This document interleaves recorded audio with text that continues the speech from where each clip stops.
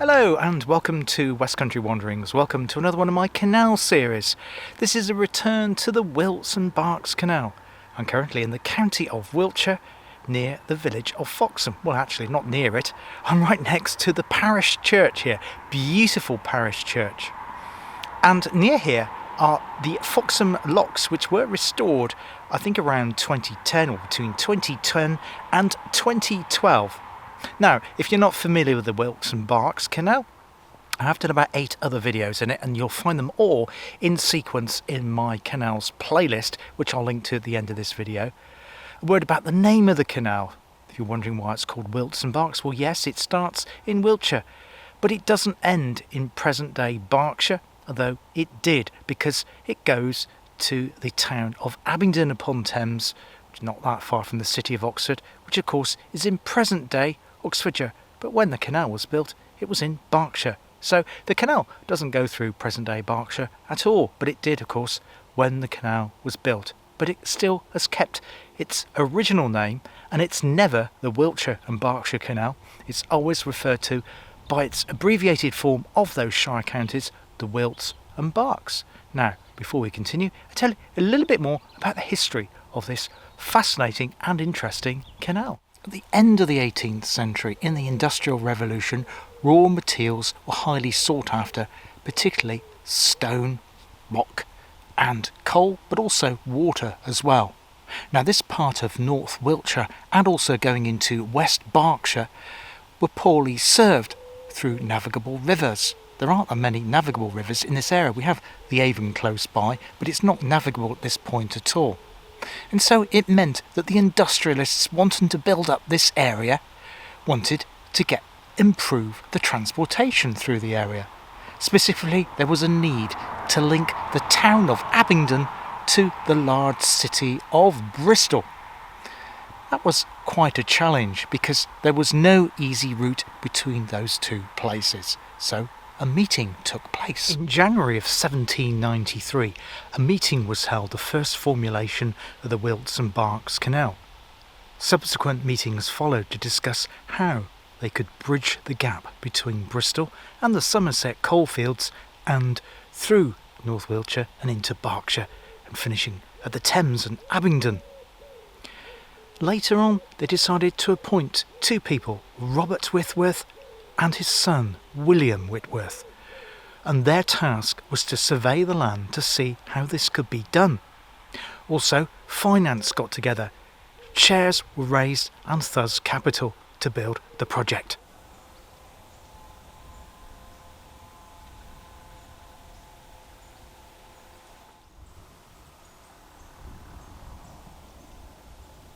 Now this here is the line of the Wilts Berks Canal, and it would have gone through or underneath the road here on a proper canal bridge. Because it's been lowered, it would have been an original hump-backed bridge at this location, been flattened, and now you can see we've got red brick there. Culvert probably dates it back to probably just after when the Wilts Berks Canal closed in the earlier part of the 20th century. So the culvert itself, which replaces the original engineering on the canal, is now itself around about 100 years old, and of course the canal is well over 200 years old. So yeah, so this is our route, not our lock. You can see there, that over there, the other side of the road, is called Lock Farm, and our locks are just a little bit further over there, so we'll have a look at those shortly. But that is the line of our canal stretching along there. Not a great deal to see, so let's over to the lock.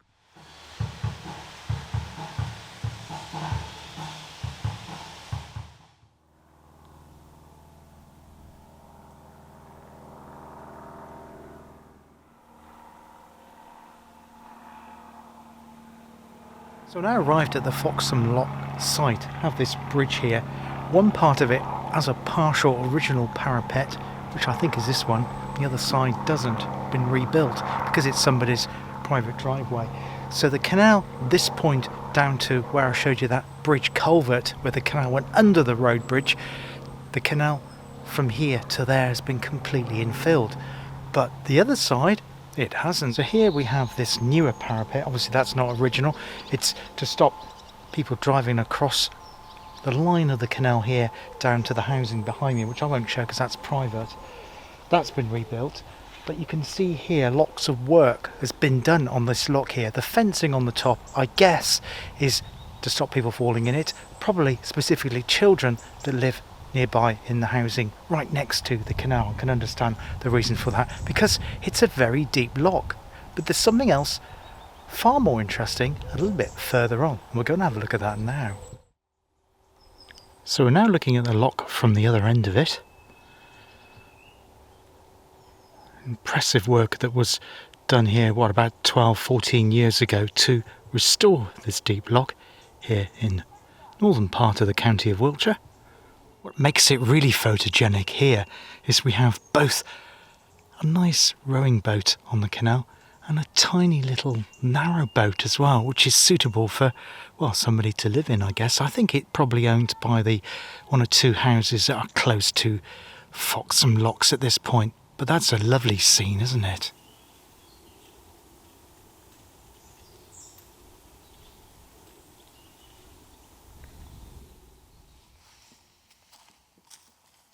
Yeah, that's such a dinky little narrowboat, isn't it?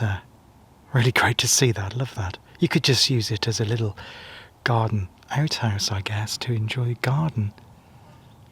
It's really quite delightful, especially with that rowing boat perched next to it as well.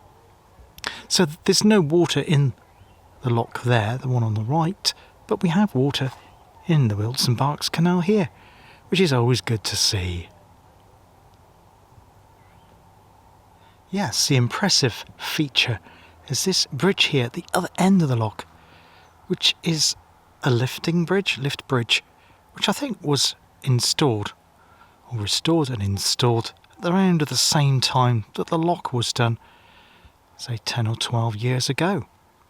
Let's have a closer look at that. So clearly this isn't original, but there would have been a requirement for either a swing bridge or a lift bridge here when this canal was constructed.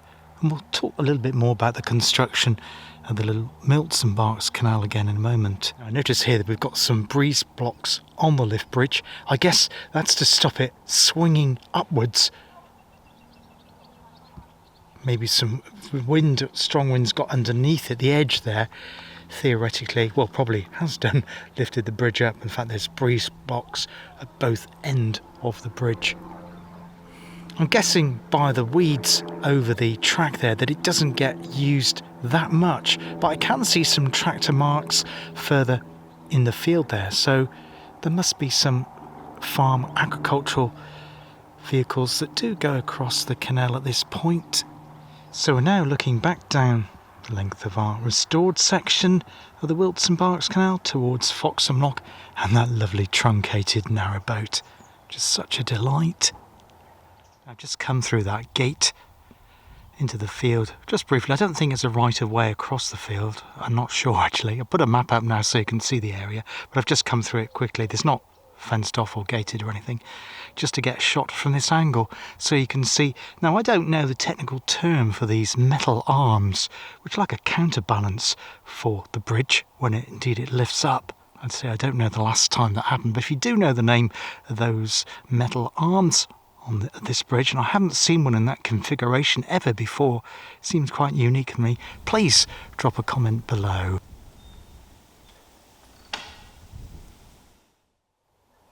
So it is private land, but you are allowed access across the land at this point to follow the land, or the line should I say, of the Wilts Berks Canal.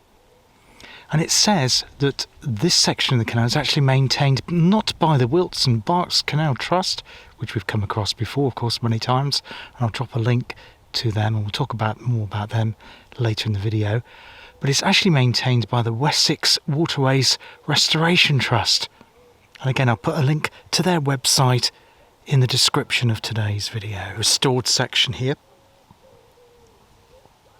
You have some red brickwork there, which is only, as I say, about 12 years old, but it's already become rather overgrown in this section here. And there's the lift bridge again from a different angle. So there's the line of our Wilts Berks Canal. It is in water in there, but it's very, very reedy, so you can't really see the water very, very well. not until you get to the other side of the lift bridge and down to Foxham Lock. So it's a wonderful location here. I've only just seen a couple of other dog walkers going across the field there. Actually they went over the lift bridge, so it must be right of way that way. But it's very, very quiet and peaceful, this section. Of course, it wouldn't have been like that when this canal opened. Now, construction on the entire Wilts Berks Canal started at the Semmington end, the junction with the Kennet and Avon Canal, that important waterway artery which links up Bristol and Bath to the City of London via Reading. In effect, what they did was they made the River Avon navigable between Bristol and Bath. That happened actually towards the early part of 1700s. And extending out of Bath, you have the Kennet and Avon Canal, following the Vale of the Kennet, which we saw the other day actually at Little Bedwin. I did a little video around Little Bedwin, see the Kennet and Avon there. It joins the Thames in Reading in Berkshire. And this canal links up the Kennet and Avon, or rather it did, at Semmington, which is just a few miles away from here. And again, I'll put a map in so you can see exactly where it is. So the construction of this started there, working its way in a northeasterly direction towards Abingdon. It arrived here in the village around about 1798 to 1799, and the canal was completed right through to Abingdon in 1810. In fact, I've done a separate video looking at where the canal did join the River Thames in Abingdon upon Thames in Wiltshire about a year ago, and you'll find that in my canal playlist if you want to have a look at that. So yeah, when this canal would have opened, you just can't imagine the change that would have happened around this very, very quiet and still very quiet section of the North Wiltshire countryside. It would have changed it dramatically. It would have brought in new people. So when they were constructing, of course, there would have been hordes of canal navvies, and they were, of course, notorious. Now, there is actually a inn in Foxham Inn, so I'm not sure if they would have utilised that. They probably did, I would guess, for drinking and sustenance and probably accommodation. And they probably would have had to have built some kind of makeshift buildings around to have stayed when this canal was under construction in this part of Wiltshire. So it would have changed.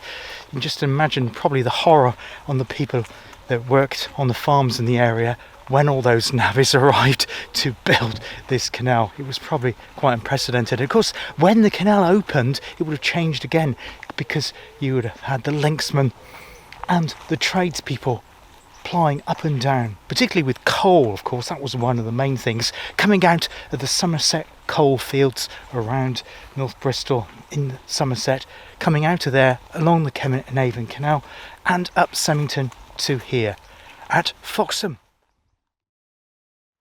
So I've come on about a couple of 100 metres away from that first lift bridge, the metal one.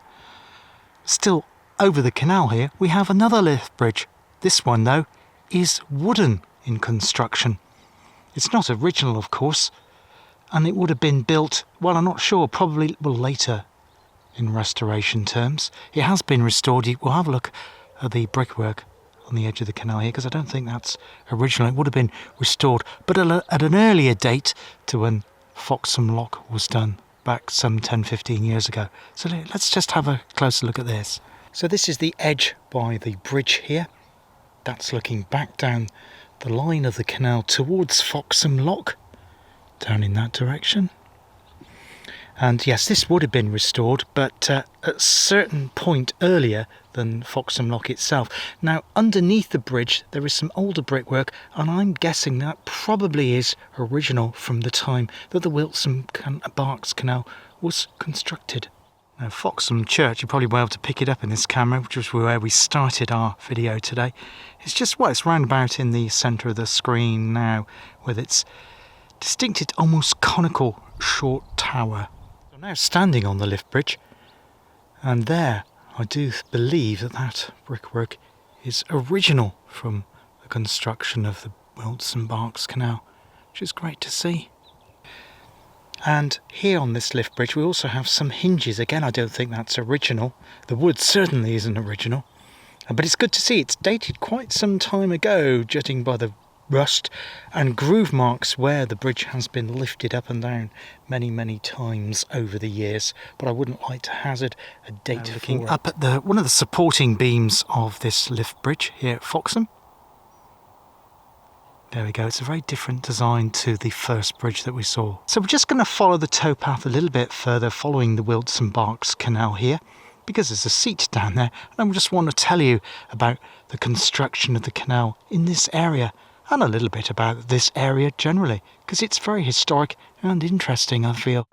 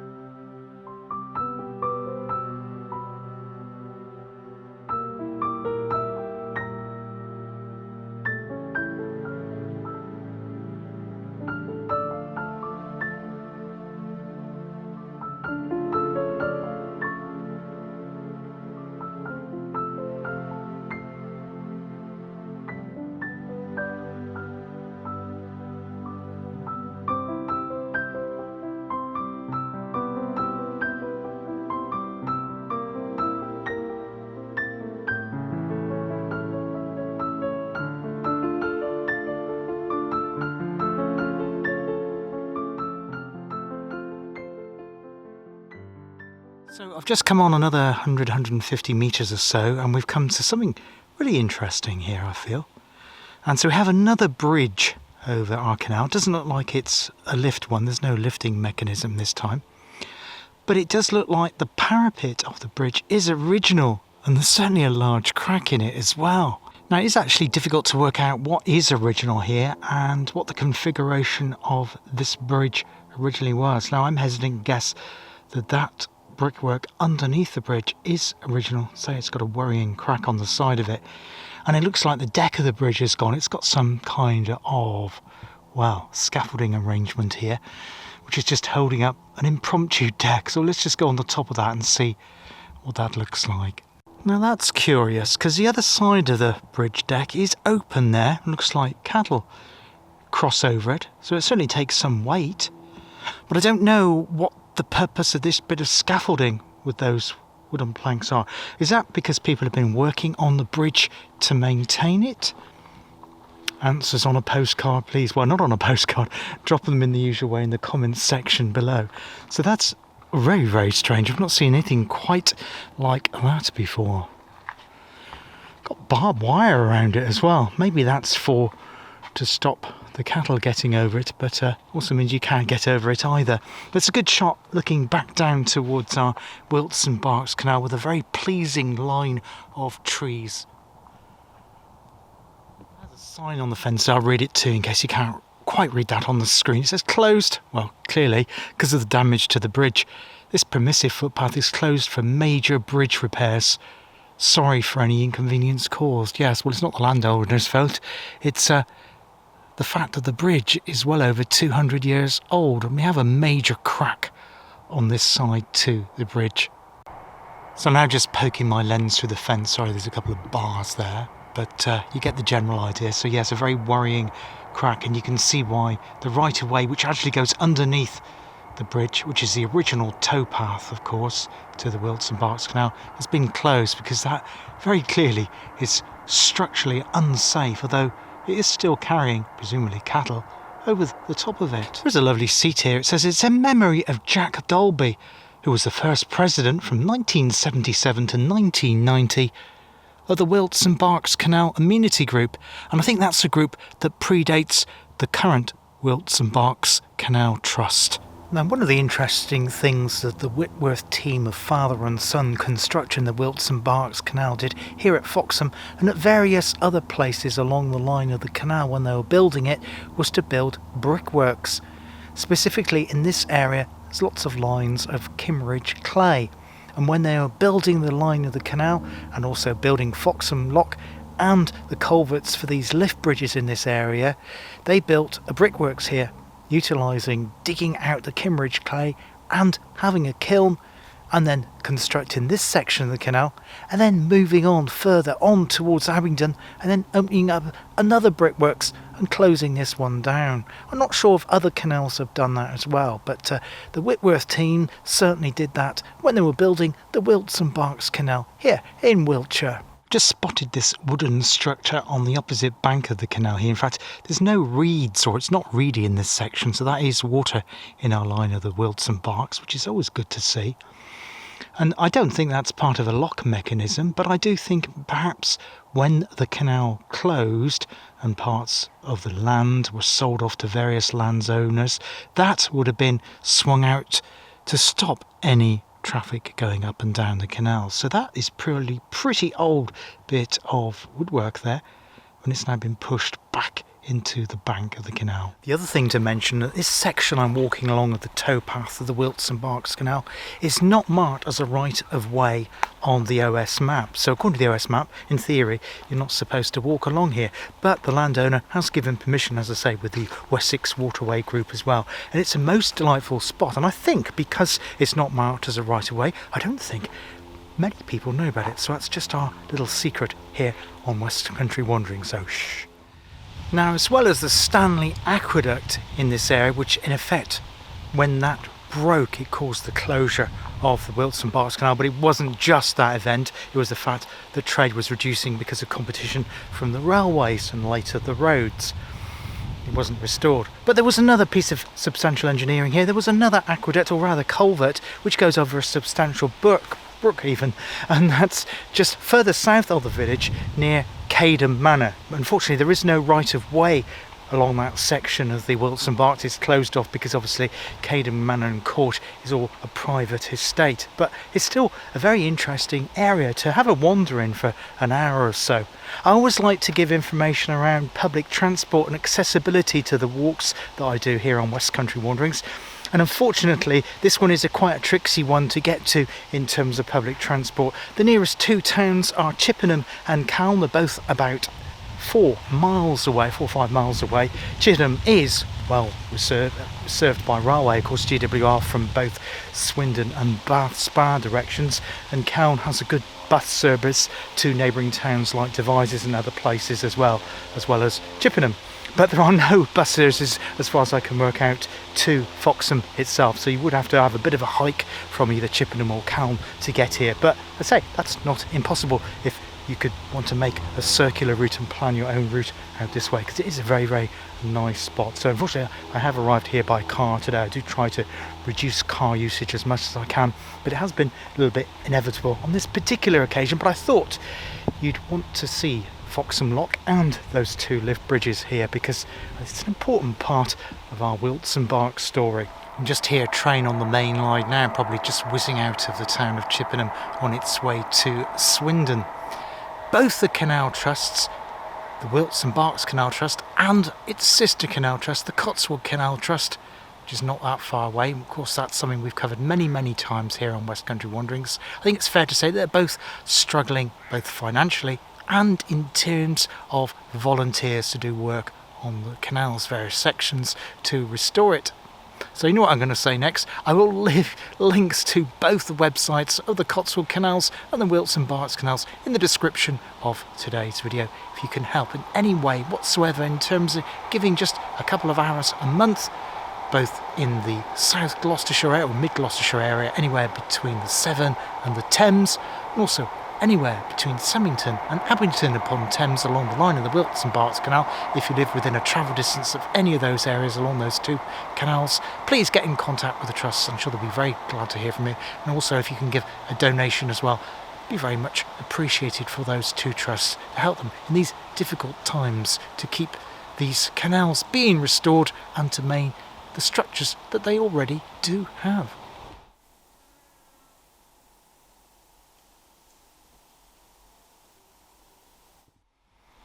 So that's it for today here on one of my canal series on the Wilts and Berks Canal. As I say, I've done many other videos on the Wilts and Berks Canal. Just dip into my canal playlist and you'll find them all there in order if you're interested in the Wilts and Berks Canal. I do other videos as well, do walking ones in the Cotswolds, looking at various places in the further southwestern coast. I've just done one on Weymouth. There'll be one coming up, a Lost Railway Walk, looking at the former railway lines on the island of Portland, and many other things as well, looking at history and photography and other aspects of the West Country.